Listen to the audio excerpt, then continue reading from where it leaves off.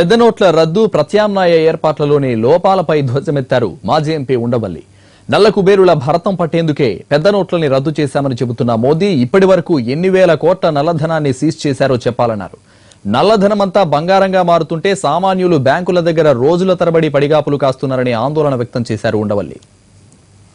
మీ డబ్బంతా మీకు వెనక్కి ఇచ్చేస్తాం, మీ డబ్బంతా వైట్ అయిపోతుంది, ఇక ఏ రకమైన ఇబ్బందులు ఉండవు, ఎవరి మీద వేధింపు చర్యలు ఉండవు, నో విక్టిమైజేషన్.